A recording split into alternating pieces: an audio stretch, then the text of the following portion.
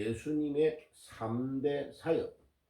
예수님이 세 가지의 큰 사역을 항상 병행했습니다. 그러니까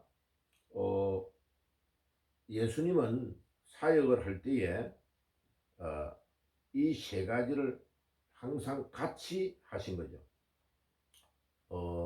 우리 신앙생활의 제일 중요한 기준이 뭐냐면 균형을 잡히는 겁니다. 균형 잡히는 거. 그러니까 이제 이단은 딱 보면 뭐가 다르냐면요. 이단은 균형을 잃어버리는 겁니다. 그러니까 대부분이 3번 이렇게 치료하는 것으로 가버려요. 그죠? 그래가지고 막 이제 사람들이 기적이 막 일어나고, 와, 갑작스럽게 막 병자가 막 낫고 일어나면, 와, 이래요. 그러면 이제 거기에 막 사람이 확 깔려가요. 지금도, 제가 볼 때에 그 이단이 몇 개가 또 있어요. 그런데 사람들이 막 자기가 가가지고 자기 불치의 병이 갑작스럽게 확 나버렸거든? 그러면 이제 맹목적으로 따라가요. 그래가지고 나중에 따라가다 보면 거기 세뇌가 돼버리는 거죠. 그럼 못 빠져나오는 거죠. 그러니까 예수님은 항상 1번 가르치시는 것을 먼저 합니다. 천국은 어떻다. 또 왜 회개해야 된다. 이런 것을 먼저 말씀을 통하여 예수님이 가르쳐 주시는 거예요. 그것도 구약 성경에 있는 것을 하나하나 가르쳐 주셔요. 그런데 예수님은 사역하신 걸 보면 산으로, 들로, 또 호숫가에 뭐 이런데 배를 띄워놓고 사람이 너무 많이 오면 예수님이 배를 타가지고 약간 멀리 떨어져서 해변가에 사람들을 앉게 하시고 말씀을 전하시고, 또 산에 있을 때 사람들이 막 몰려오면 산에 예수님께서 바위 위에 앉아가지고 말씀을 하시고, 그럼 당연히 다른 사람들도 다 앉아서 듣겠죠, 그죠? 예. 그래서 그런 자연을 활용을 하시면서 예수님은 말씀을 많이 전하신 것을 알 수 있습니다. 그리고 그 당시에는 마이크, 스피커 장치가 없잖아, 그죠? 그러니까 한번에 몇만 명이 모이면 엄청 넓은 영역에 바람 소리, 새 소리, 물 소리 막 이런 것들이 나면서 방해가 되니까 다른 예수님의 말씀을 들으려면 어떻게 됩니까? 조용하고 소리 없이 탁 들어야 되잖아, 그죠? 그러니까 그런 것들을 활용을 잘 하신 것을 알 수 있습니다. 그리고 예수님은 중요한 것을 계속 반복하고 있습니다. 반복. 예. 그래서 성경을 읽어보면 마태복음에서 한 말이 마가복음에도 나오고, 마가복음에서 한 말이 누가복음, 요한복음에 계속 반복되고 있는 것을 볼 수 있습니다죠. 그리고 똑같은 천국을 이야기할 때에 물고기 잡는 걸 가지고 비유로 말씀하실 때도 있고, 씨 뿌리는 비유로 가지고 말씀하실 때도 있고, 예수님은 비유를 많이 씁니다. 그런데 신천지 같은 경우에 요 비유를 가지고 장난을 많이 치는 거죠. 비유에 이런 비유가 이런 거다라고 원래 예수님이 하신 비유와는 전혀 다르게 해석을 해가지고 사람의 마음을 확 끌고 가는 거죠. 그래가지고 무료로 성경을 가르쳐 주겠다 이래가지고 사람들이 거기에 이제 싹 가가지고 듣다가 보면 세뇌가 돼버린 거죠. 예, 그러니까 왜냐면 교회에서 말 안 하는 이런 이야기도 여긴 해주네. 그게 속이는 겁니다. 그럼 뭐 교회에서도 뭐 말씀을 가르칠 때에 공짜로 가르치지 뭐 돈 받고 가르쳐 줍니까? 아니잖아요. 그러니까 무료 성경 공부가 있다. 이래가지고 이제 들어가는데 그게 모든 자기 일생을 다 망가뜨린다고 합니다. 그래서 신천지에 보면 체육관에서 막 몇만 명 모여가지고 집회할 때 보면 젊은 사람들이 굉장히 많습니다. 그걸 이제 속이는 거죠. 왜냐하면 어떻게 속이느냐? 다 미리 계획을 짜가지고 이제 A라는 사람이 청년 한 명을 이야기하고 상담을 했잖아요. 그러면 뭐 어디 출신이냐, 또 뭐 학교는 어디를 다니느냐, 직장은 어디냐, 어머니 아버지는 뭐 어떤 분이냐, 아버지 직장은 뭐냐, 이런 거 다 물어봐가지고요. 그거를 신천지의 자기 위에 간부에게 이야기를 다 하는 겁니다. 그러면 그 간부가 이제 우연히 길에서 만난 것처럼 딱 짜는 거죠.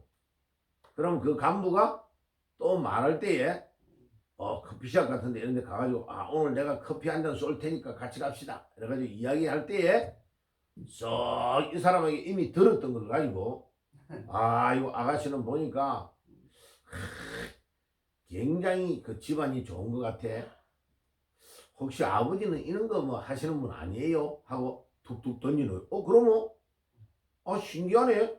어떻게 처음 보는 분이 내 어떤 거를 잘 안 해?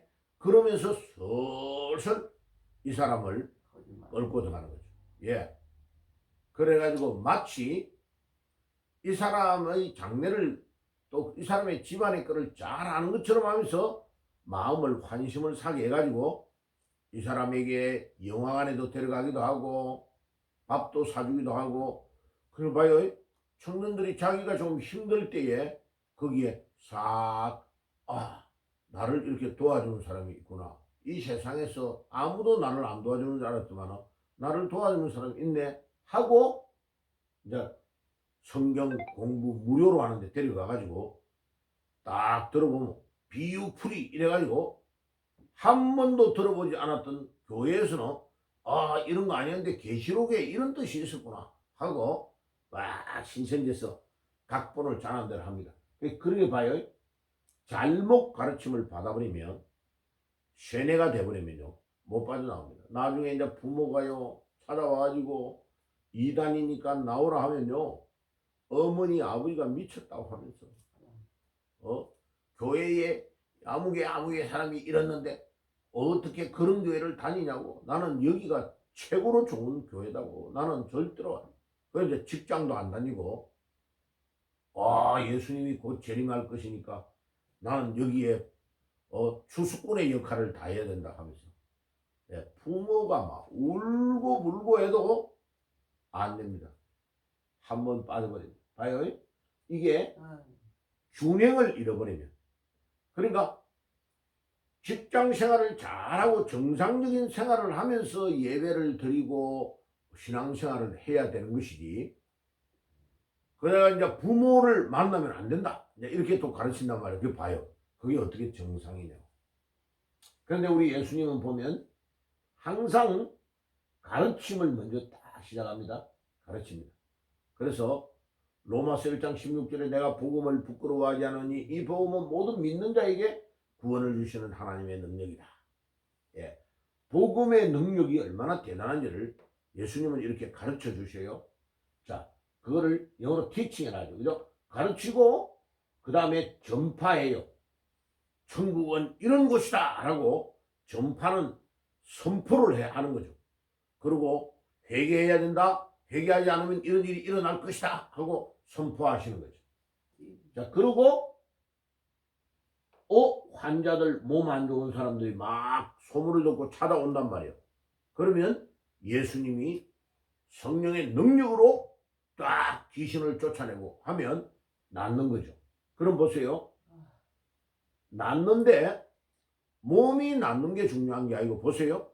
몸이 아무리 건강해지고 좋아도 천국 복음을 모르고 믿지를 않고 몸이 좋아졌잖아요. 그러면 어디로 갑니까? 나쁜 짓을 하는 거죠. 건강한 몸 가지고 뭐 하는 거예요? 나쁜 짓 하는 거죠. 그러면 건강이 왜 필요해요?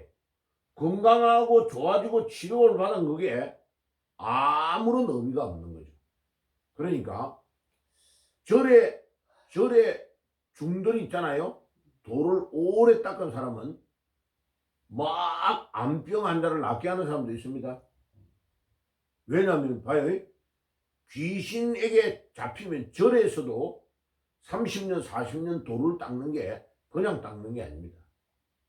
거기에 우리는 보통 지금 뭐 새벽기도 하면 5시 정도 하죠.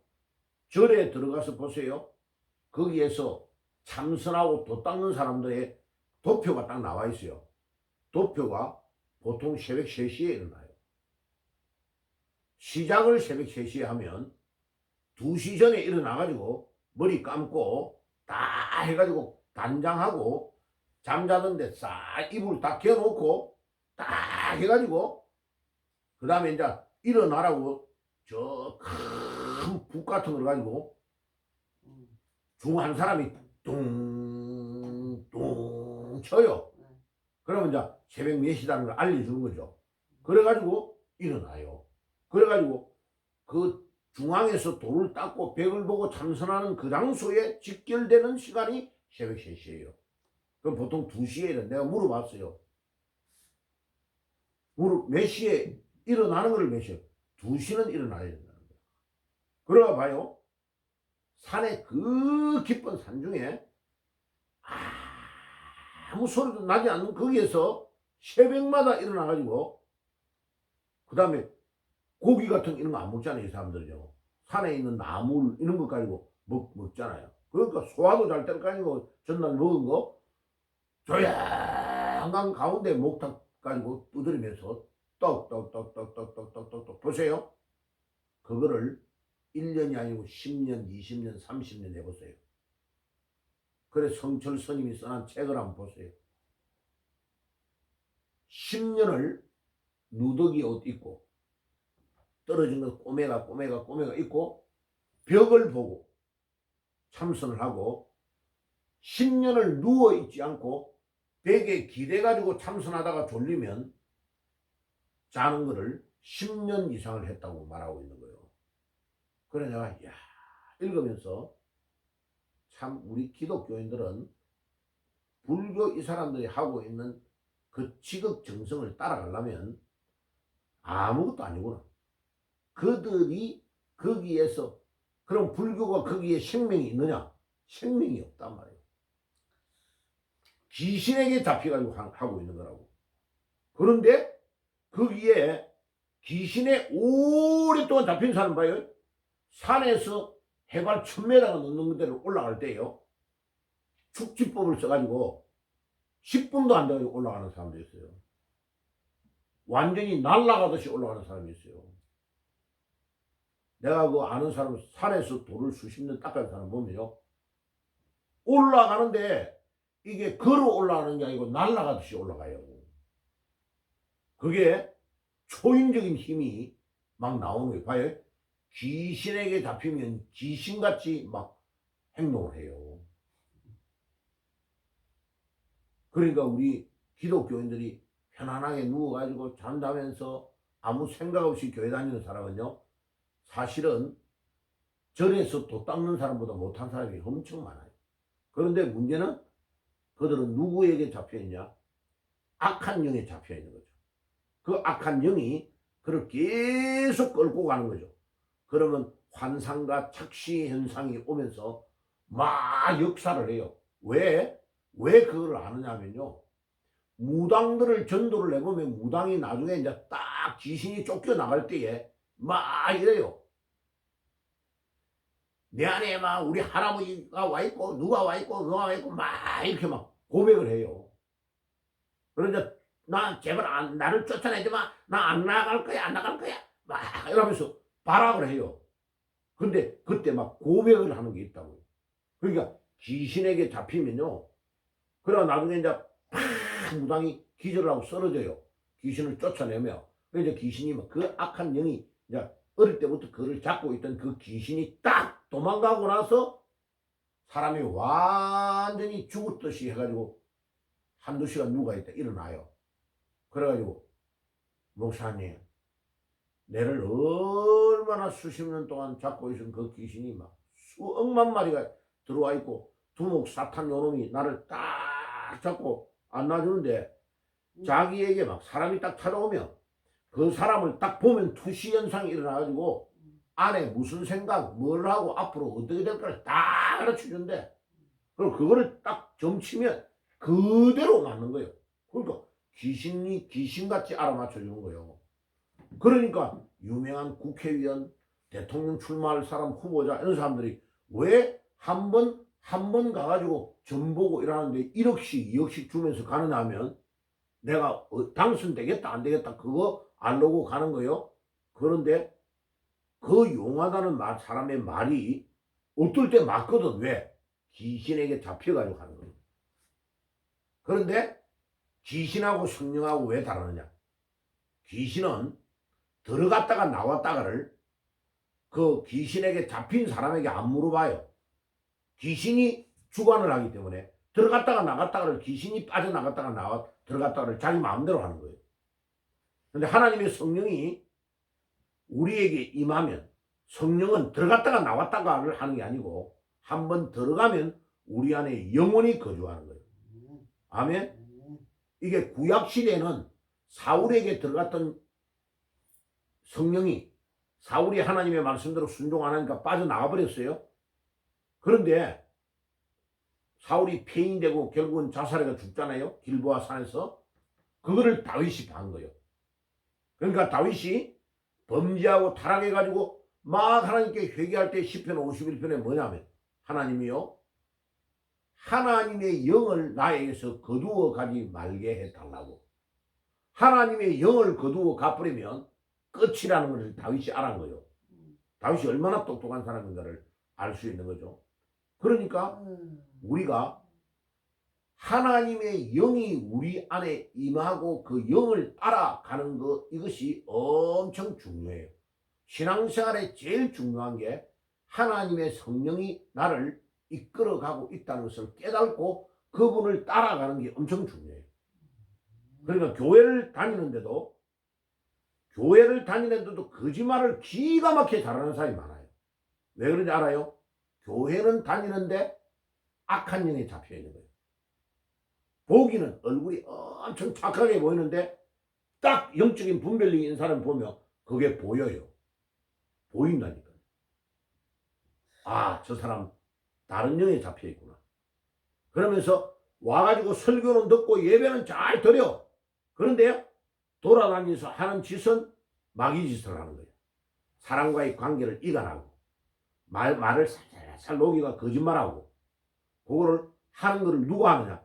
그 사람 안에 있는 마귀가 딱 하는 거예요. 그러니까 교회를 다닌다고 다 천국 가는 거 아니에요. 딱 강단에 섰어요. 설교하면 딱 보면요. 보여요. 그 사람. 보여요. 그리고 하나님의 말씀을 딱 전하면 말씀이 그 안에 탁탁 꽂혀 들어가는 사람이 있고 말씀을 딱딱 튕겨내는 사람이 있어요. 절대로 은혜 안 받아요. 그 사람. 안 받아요. 아, 저 사람 안에 악한 영이 들어가 있구나 하는 게 다 보인다니. 그게 왜 그래요? 하나님의 성령에 잡힌 사람은 그것이 보여요. 보여. 그러니까 이래요. 저 백화점 같은 데 가다가 옷 보고 있는데 세일을 해서 보고 있단 말이야. 근데 이렇게 보는데 어떤 여자분이 한 명씩 와요. 그럼 처음 보는 사람인데 이러다가 아, 요거 옷 좋네. 그래 나도 그거 참 좋아요. 이러다가 아주머니 왜 교회를 다니시다가 교회를 안 다녀요? 다 이러면 깜짝 놀래요. 보여요. 보여. 딱 보여요. 보인다니까. 그러니까 우리 예수님은 복음을 가르치고 전하고 치료하는 역할을 분리를 안 해요. 요거 이제 주일날 오후 예배 때 제자 훈련할 때 나오기 때문에 새벽 기도회 때는 상세히 하지 못해요. 그럼 봐요. 자, 이사야 53장 4절 한번 읽어볼게요. 자, 왜 우리가 예수의 이름으로 이야기하면 치료가 되느냐? 치료가 다 돼요. 이사야 53장에 보면 예수님의 이름으로 이야기하면 왜 치료가 되느냐? 예. 이사야 53장이에요. 네. 이사야 53장 4절 읽어볼게요. 시작. 그는 실로 우리의 질고를 지고 우리의 슬픔을 당하였거늘 우리는 생각하기를 그는 징벌을 받아 하나님께 맞으며 고난을 당한다 하였노라. 아멘. 자, 예수님이 우리 위해서 고난을 십자가 위에서 당하신 거야. 그래서 예수님의 이름으로 이 더러운 귀신아 나갈지어다 라고 명령을 하잖아요. 귀신이 쫓겨나가보는 거예요. 왜? 예수님의 영이 그 안에 역사를 해가지고 그 안에 있는 귀신을 몰아내는 거예요. 그리고 우리 안에 몸이 건강하지 못하고 질병이 있는 것을 의사가 낫게 할 수 없는 병을 왜 예수님의 이름으로 이야기하고 명령할 때에 낫느냐 하면 예수님이 십자가 위에서 우리가 당해야 될 고통을 대신 짊어지고 돌아가신 거예요. 아멘. 이게요 전가가 돼서 우리의 그 약한 부분이 전가돼서 빠져나와버리고 나와버리는 거예요.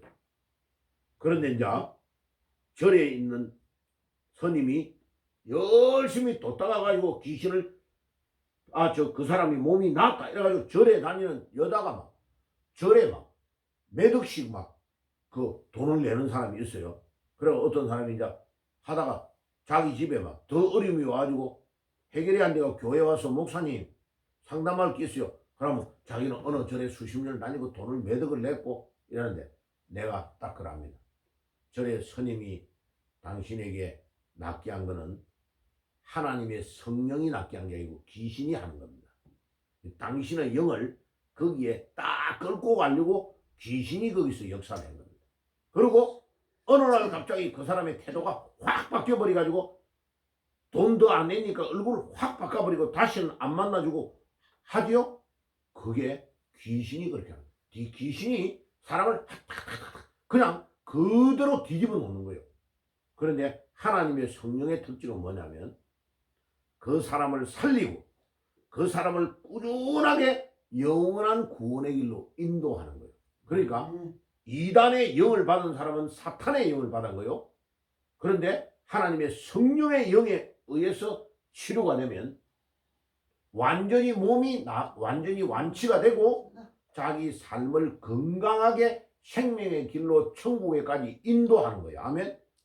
그게 다르단 말이에요.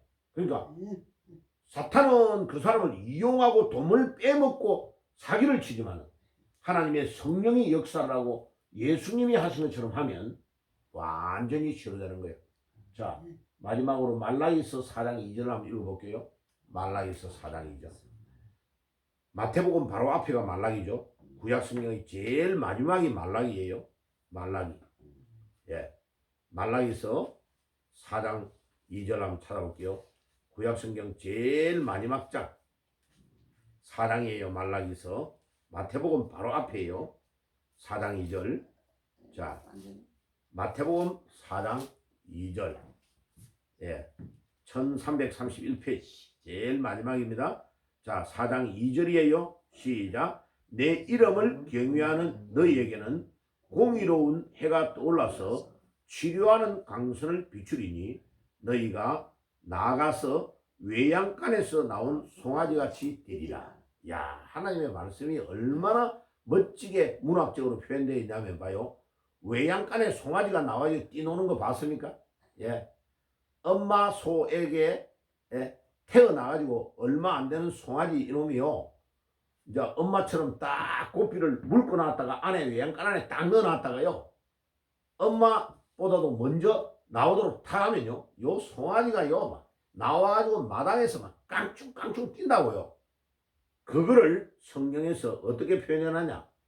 우리가 하나님의 말씀의 능력과 기도의 능력으로 몸이 치료가 됐어.